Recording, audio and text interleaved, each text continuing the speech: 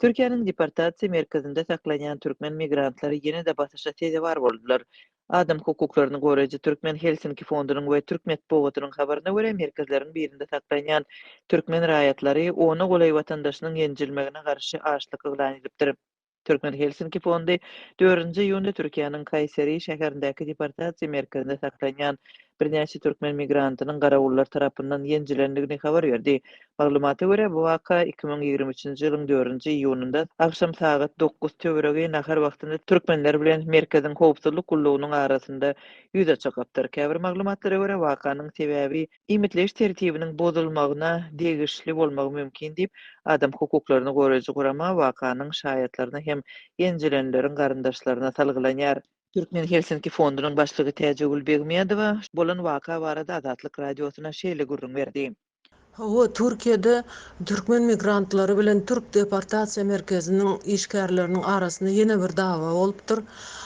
Bu barada biz Türkiýedäki ýerleşen birnäçe insan hukuk goraýan derneklere, guramalary habar berdik we şu türkmen migrantlary kömek etmäge çagyrdyk. Guramanyň maglumatynda şaýatlaryň biri setirlenýär. 10 töweregi watandaşym türk goragçylar tarapyndan ýenjildik. Käbirleri dörli agyr şikat aldylar. Olary aýaklaryna, gapyrgalaryna, kellesine urdular. Diýip şaýat ejer çekenler üçin lokmanlar topardyň çagyrlandygyny, ýöne olara düýpli kömek berilmänligini we hiç kimin keselhana äkidilmänligini habar berdi. Türkmen Helsinki fondunyň maglumatyna görä şol gün urlanlar näwelli bir ýere geçirilipdir. Gurama olaryň käbiriniň şahsiýetlerini anyklapdyr we olaryň atlaryny Mälik Tangry Mergen we Yusuf diýip aglap geçýär. Azatlyk radiosu Türk migrasiýa gullugyndan we Kayseri şäherindäki deportasiýa merkeziniň wekillerinden maglumat alyp bilmedi. Bu aralykda Türk habar beriş serişdesi deportasiýa merkezinde ýerleşýän Türkmenistanyň raýatlarynyň nägilelik bildirip açlyk ýylan edendiklerini habar berdi. Türkmen Helsinki fondunyň başlygy Täjegül Begmedowa munyň 2023-nji ýylyň başyndan bäri türkmenleriň deportasiýa merkezlerinde ýenjilmegi bilen bagly 3-nji ýagdaýdygyny belleýär. Ondan öň 10-njy aprelde şoňa meňzeş waka Tuzla şäheriniň deportasiýa merkezinde we 18-nji fevralda Çankerede bolupdy. Begmedowa türkmen adam hukuklaryny goraýjylaryň migrantlara kömek bermek üçin Türk adam hukuklaryny goraýjy guramalaryna ýüz tutanlygyny aýtdy. Munyň sebäpleri barada aýtsak, ilki bilen türkmen rejimiň migrantlaryň problemalaryny gözüni yummaklyk. 20-30 ýyldan bäri türkmen migrantlaryň arkasynda hiç kim resmilerden hiç kim duranok. Ne pasolstva, ne ombudsman, ne Aşgabatyň özü. Şonuň üçin migrantyň düşen ýurtlardaky resmiler bize yetimlere seredýän ýaly seredýärler.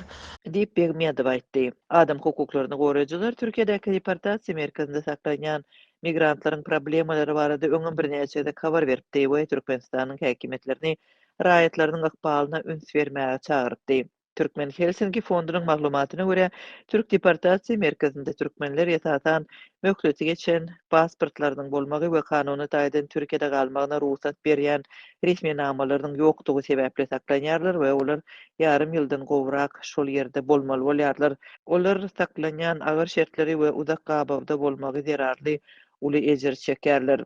Täjegül Begmedowa Türkiýedäki türkmen raýatlary üçin esasy problemanyň bu ýurtdaky türkmen diplomatlarynyň üns bermezligi bilen baglydygyny belleýär. We ol türkmen migrantlarynyň problemalaryna ne türkmen häkimetleriniň, ne de diplomatik wekilleriniň, ne de medeniýetyň hem we türkmen ombudsmanynyň üns berýänligini aýdar.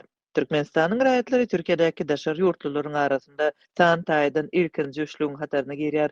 Resmi maglumatlara görä bu ýurtda Türkmenistanyň 200 miňden gowrak raýaty kanuny esasda ýaşaýar. Resmi däl maglumatlara görä ýurtda bir kanun bolýan türkmen migrantlarynyň sany birnäçe köp.